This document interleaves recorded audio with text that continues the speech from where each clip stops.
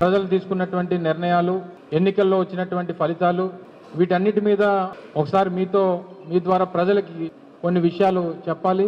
తద్వారా ప్రజలు కూడా కొన్ని విషయాలు తెలుసుకోవాలనేటువంటి ఉద్దేశంతో ఈరోజు మీ ముందుకు రావడం జరిగింది.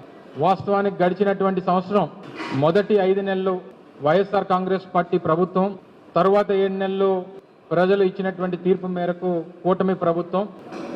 ఈ సంవత్సరంలో ప్రజలు నమ్మకానికి మోసానికి మధ్య వ్యత్యాసం కూడా చూశారు. ఇచ్చినటువంటి మాట నిలబెట్టుకుంటే ఏ రకంగా ప్రభుత్వాలు నడుస్తాయి, నమ్మించి మోసం చేసి ఓట్లు వేయించుకొని అధికారంలోకి వస్తే ప్రభుత్వాలు ఏ రకంగా పనిచేస్తాయి, ఇవన్నీ కూడా ఈ సంవత్సరంలో రాష్ట్రంలో ఉన్నటువంటి ప్రజలందరూ కూడా చూశారు. ముఖ్యంగా పేద ప్రజలు మరింతగా ఈ పరిస్థితులన్నింటినీ కూడా చూస్తూ ఉన్నారు. వాస్తవానికి వైఎస్ఆర్ కాంగ్రెస్ పార్టీకి ఈ సంవత్సరం అనేక చేదు జ్ఞాపకాలు మిగిల్చినప్పటికీ, అనుకోనటువంటి ఫలితాలు ఎదురైనప్పటికీ, గడిచినటువంటి 5 సంవత్సరాలుగా 2019 నుంచి 24 మే వరకు ప్రజలు ఇచ్చినటువంటి తీర్పు మేరకు ప్రజలకు చేసినటువంటి అనేక కార్యక్రమాలు, వ్యవస్థలో తీసుకొచ్చినటువంటి అనేక మార్పులు, పేదవాడికి అందించినటువంటి అనేక సంక్షేమ పథకాలు, రాష్ట్ర అభివృద్ధికి చేసినటువంటి అనేక నిర్ణయాలు, ఇవన్నీ కూడా మేము చేసినటువంటి పనులు ప్రజల్ని మెప్పించలేకపోయామా, లేదా అంతకు మించి ఇంకేమన్నా ప్రజలు కోరుకున్నారా, లేదా కూటమి ప్రభుత్వం ఎన్నికల్లో ఇచ్చినటువంటి హామీలకి మోసపోయారా, ఎన్నికల్లో వచ్చినటువంటి ఫలితాలు అనేక రకాలుగా మా పార్టీలో జగన్మోహన్ రెడ్డి గారి నాయకత్వంలో సమీక్షించుకునేటువంటి దానికి మొన్న ఎన్నికల ఫలితాలు అనేక పాఠాలని, గుణపాఠాలని నేర్పించాయనేటువంటి దాంట్లో ఏ రకమైనటువంటి సందేహం లేదు.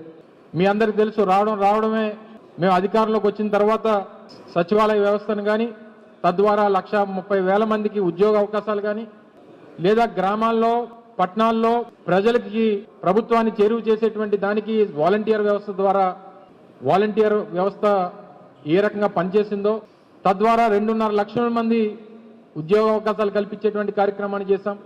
అనేక సంక్షేమ పథకాలు, అమ్మఒడి కానీ, రైతు భరోసా కానీ, వైఎస్ఆర్ ఆసరా కానీ, వైఎస్ఆర్ చేయూత కానీ, ఇలాగ 5 సంవత్సరాల్లో దాదాపు 2,75,000 కోట్ల రూపాయలు డైరెక్ట్ బెనిఫిషరీ ట్రాన్స్ఫర్ ద్వారా పేదవాడికి అందించేటువంటి కార్యక్రమాన్ని చేశాం.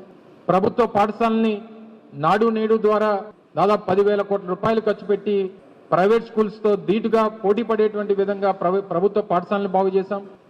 17 కొత్త మెడికల్ కాలేజీల నిర్మాణం చేపట్టాం.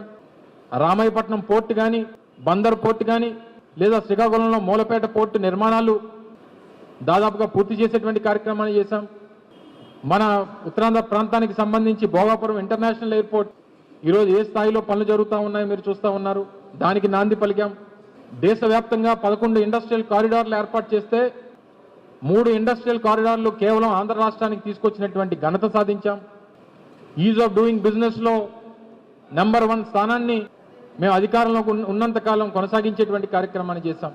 ఫిషింగ్ హార్బర్ల నిర్మాణం కానీ, ఫిష్ ల్యాండింగ్ సెంటర్ల నిర్మాణం కానీ, ఇలాగ అనేక రకాలైనటువంటి కార్యక్రమాలు చేసి ఆర్టీసీని ప్రభుత్వంలో విలీనం చేసేటువంటి కార్యక్రమం కానీ, వైద్య రంగంలో దాదాపు 50,000 మందికి ఉద్యోగావకాశాలు కల్పించేటువంటి కార్యక్రమాలు కానీ, నాడు నేడు ద్వారా హాస్పిటల్స్ బాగు చేసేటువంటి కార్యక్రమాలు కానీ, ఇన్ని కార్యక్రమాలు చేసినా సరే ప్రజలు దేనివల్ల తిరస్కరించారు, ఎందుకు తిరస్కరించారు, వీటి మీద సమీక్షించుకునేటువంటి దానికి ఈ సంవత్సరంలో వచ్చినటువంటి ఫలితాలు పార్టీ పరంగా పార్టీలో ఉన్నటువంటి కార్యకర్తలు కానీ, లేదా పార్టీ నాయకత్వం కానీ సమీక్షించుకునేటువంటి దానికి మొన్నటి ఫలితాలు అనేక పాఠాలు నేర్పించేటువంటి దాంట్లో ఈ సంవత్సరం సందేహం లేదు.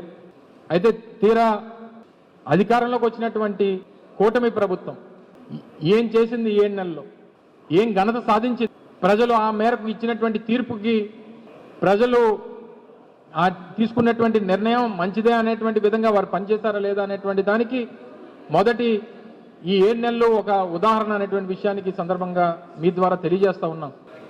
అధికారంలోకి రాగానే చంద్రబాబు నాయుడు గారు ప్రప్రథమ సంతకం మీ అందరికీ తెలుసు డిఎస్సి మీద పెట్టారు. డిఎస్సి ద్వారా దాదాపు 6,700 మందికి ఉద్యోగ అవకాశాలు కల్పిస్తామని చెప్పి తొలి సంతకం ఏమైపోయిందో ఒకసారి సమాధానం చెప్తే బాగుంటుందని చెప్పి మీ ద్వారా అడుగుతా ఉన్నా.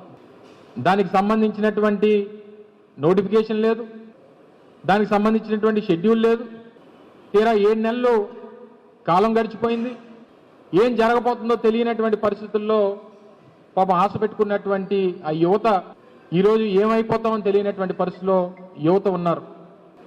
అలాగే అనేక కార్యక్రమాలు ఒకటి కాదు రెండు కాదు అనేక పథకాలు ఇస్తామని చెప్పి మాకు అధికారం ఇస్తే సూపర్ 6 ఇస్తాం, అన్ని వర్గాలకి మేలు చేస్తాం, గతంలో జగన్మోహన్ రెడ్డి గారు ఇచ్చినటువంటి సంక్షేమ పథకాల కన్నా ఎక్కువ ఇస్తాం, మాకు అవకాశం ఇవ్వండి అని చెప్పి అధికారంలోకి వచ్చినటువంటి ప్రభుత్వం.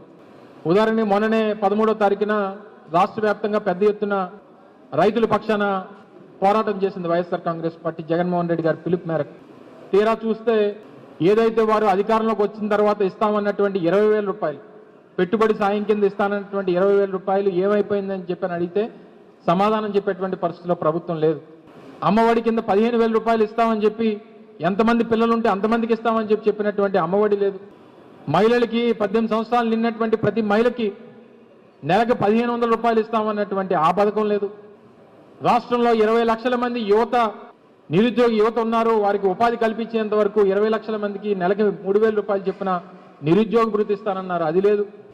ఈ చెప్పినటువంటి పథకాలు కాకుండా ఏదైతే పిల్లలకి ఇవ్వాల్సినటువంటి ఫీజు రీయింబర్స్మెంట్ 3,900 కోట్ల రూపాయలు అది బకాయిలు ఉండిపోయినాయి. ఆరోగ్యశ్రీ కింద కట్టాల్సినటువంటి నెట్వర్క్ హాస్పిటల్స్ కట్టాల్సినటువంటి 3,000 కోట్ల రూపాయలు అవి బకాయిలు ఉండిపోయి కొన్ని హాస్పిటల్స్ అయితే ఆరోగ్యశ్రీ పేషెంట్లనే తీసుకున్నటువంటి పరిస్థితులు ఈరోజు రాష్ట్ర వ్యాప్తంగా కనబడతా ఉన్నాయి. సంవత్సరానికి 3 గ్యాస్ సిలిండర్లు అన్నారు, ఈ సంవత్సరం అడిగితే ఒకటే అన్నారు. ఉచితంగా మహిళలకి బస్సు ఫ్రీ అన్నారు, మొన్న అడిగితే సంక్రాంతి అన్నారు, ఈరోజు పేపర్లో చూస్తే ఉగాది అంటా ఉన్నారు. ఏ సంవత్సరం ఉగాదో ఏ సంవత్సరం సంక్రాంతో చెప్తే బాగుండేది ప్రభుత్వం. ఇన్ని కార్యక్రమాలు ఇంత నమ్మబలికి మీరు సాధించినటువంటిది కేవలం అధికారం మాత్రమే, ప్రజల నమ్మకం కాదు అనేటువంటి విషయాన్ని ఈ సందర్భంగా మీ ద్వారా తెలియజేస్తా ఉన్నాం. మేము మొదట్లో చెప్పాం 6 నెలల సమయం ఇస్తాం, ప్రతిపక్షంగా మా పాత్ర పోషిస్తాం, ప్రజల పక్షాన పోరాటం చేస్తాం, మీరు ఏదైతే హామీలు ఇచ్చారో హామీలు నిలబెట్టుకునేటువంటి దిశగా మీ మీద ఒత్తిడి తీసుకొని వస్తాం అని చెప్పి ఏదైతే ఎన్నికలు ఫలితాలు వచ్చిన తర్వాత చెప్పామో దాని ప్రకారం ఈరోజు పోరాటాలు మెల్లమెల్లగా ప్రభుత్వం మీద ఒత్తిడి తీసుకొచ్చేటువంటి కార్యక్రమాలు చేస్తూ ఉన్నాం. రానటువంటి కాలంలో ఈ కార్యక్రమాలు ప్రజల పక్షాన మరింతగా ప్రభుత్వం మీద ఒత్తిడి తీసుకొచ్చేటువంటి కార్యక్రమాలు రానున్నటువంటి సంవత్సరం కూడా. ఇప్పటికే ఫీజు రీయింబర్స్మెంట్కి సంబంధించి జనవరి 29వ తారీఖున పెద్ద ఎత్తున అన్ని జిల్లా కేంద్రాల్లో కార్యక్రమాలు నిర్వహించాలని చెప్పి పిలుపునిచ్చాం. అలాగే అంతర్గతంగా పార్టీకి సంబంధించినటువంటి అంశాల మీద కూడా ఈ సంవత్సరం రానున్నటువంటి సంవత్సరంలో జగన్మోహన్ రెడ్డి గారి నేతృత్వంలో అన్ని జిల్లాల్లో కూడా వారానికి ఒక జిల్లా చెప్పిన 26 జిల్లాల పర్యటనలు కూడా జగన్మోహన్ రెడ్డి గారి పర్యటనలు ఉండబోతా ఉన్నాయి. మా పార్టీ కార్యకర్తలతో చర్చిస్తాం. గతంలో ఏవైతే సమస్యలు ఎదుర్కొన్నామో వాటిని సమీక్షించుకునేటువంటి కార్యక్రమాలు చేస్తాం. మళ్ళీ అటువంటి పరిస్థితుల్లో రాకుండా ఏ రకమైనటువంటి నిర్ణయాలు తీసుకోవాలో ఆ నిర్ణయాలు తీసుకునేటువంటి దిశగా అడుగులు వేస్తాం. ప్రభుత్వం మీద ఒత్తిడి తీసుకొచ్చేటువంటి కార్యక్రమాలు, ప్రజల పక్షాన పోరాటం చేయాల్సినటువంటి కార్యక్రమాలు, ఇవన్నీ కూడా రానటువంటి సంవత్సరం ప్రజలకు మంచి జరగాలని చెప్పి కూడా మేము ప్రతిపక్షంగా కోరుకుంటా ఉన్నాం. ఇంకో 4.5 సంవత్సరాల అధికారం ఉంది, ఇచ్చినటువంటి మాట నిలబెట్టుకోండి. మీకు ఏ నమ్మకంతో అయితే ప్రజలు మీకు ఓట్లేశారో ఆ నమ్మకాన్ని నిలబెట్టుకోమని చెప్పి కోరుతా ఉన్నాం. ఏ రకంగా ఈ 7 నెలల కాలంలో 1,12,000 కోట్ల రూపాయలు అప్పులు చేసింది ప్రభుత్వం. మేము 5 సంవత్సరాల్లో 3.5 లక్షల కోట్లు అప్పు చేస్తే రాష్ట్రం శ్రీలంక అయిపోయింది, రాష్ట్రం జింబాబ్వే అయిపోయింది, రాష్ట్రం సర్వనాశనం అయిపోయింది అని చెప్పి గగ్గోలు పెట్టినటువంటి రాష్ట్ర ముఖ్యమంత్రి ప్రతిపక్ష నాయకుడిగా ఈరోజు కేవలం 7 నెలల కాలంలో 1,12,000 కోట్ల రూపాయలు అప్పులు చేస్తే మరి ఇప్పుడు రాష్ట్రం ఏమైపోతుంది? దీనికి జవాబుదారీతనం ఎవరు? ప్రజలకు సమాధానం ఎవరు చెప్తారు? ఆ రోజు జగన్మోహన్ రెడ్డి గారు ఇవే వెల్ఫేర్ స్కీమ్స్ పంచుతూ ఉంటే జగన్మోహన్ రెడ్డి గారు ఏమన్నా సొంత డబ్బులు పంచుతున్నాడా? జగన్మోహన్ రెడ్డి గారు జేబులో డబ్బులు పంచుతున్నాడా? జగన్మోహన్ రెడ్డి గారు వ్యాపారాల నుంచి పంచుతున్నాడా? జనం డబ్బే కదా జనంకి ఇస్తున్నాడు అని చెప్పి మాట్లాడారు కదా. మరి ఇప్పుడు కూడా మేము ప్రజలకు ఇమ్మంటుంది ఆ జనం డబ్బే ఇమ్మంటున్నారు, చంద్రబాబు నాయుడు గారు హెరిటేజ్ డబ్బులు కాదు. నిన్ననే చూసాం, మీ అందరూ కూడా ప్రధానమైనటువంటి పత్రికల్లో టీవీ ఛానల్స్లో వచ్చాయి. దేశంలో ఉన్నటువంటి అన్ని రాష్ట్రాల్లో కల్లా అత్యంత ధనిక ముఖ్యమంత్రి చంద్రబాబు నాయుడు గారు అని చెప్పి నిన్ననే సర్వేలు వచ్చినాయి. ఆ రోజు జగన్మోహన్ రెడ్డి గారు ధనిక సీఎం అని చెప్పి పెద్ద ఎత్తున ప్రచారం చేస్తూ ఓదరగొట్టి 450 కోట్ల రూపాయలు విలువ గల కుటుంబ ఆస్తుల విలువ అని చెప్పి ఆ రోజు జగన్మోహన్ రెడ్డి గారు ముఖ్యమంత్రిగా ఉన్నప్పుడు ఓదరగొట్టారే. మరి ఈరోజు దేశంలో అత్యంత ధనిక సీఎం చంద్రబాబు నాయుడు గారు 960 కోట్ల రూపాయలు ఆస్తులు విలువ కలిగినటువంటి ముఖ్యమంత్రి చంద్రబాబు నాయుడు గారు అని చెప్పి నిన్ననే సర్వేలు వచ్చినాయి. వాళ్ళు పొరపాటున 2 సున్నాలు 3 సున్నాలు మర్చిపోయినట్టున్నారు. కేవలం 960 కోట్లు అన్నారు, ఇంకో 2-3 సున్నాలు యాడ్ చేయాలి.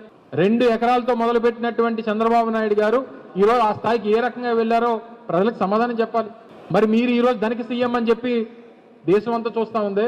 మరి ప్రజలకు మీరు ఇచ్చినటువంటి హామీలు మీ డబ్బు నుంచి ఇస్తారా, లేదా ప్రభుత్వం డబ్బు నుంచి ఇస్తారా, లేదా మీరు అప్పు చేసినటువంటి డబ్బు నుంచి ఇస్తారా? ఈరోజు ప్రజలందరూ కూడా ఎదురు చూస్తా ఉన్నారు.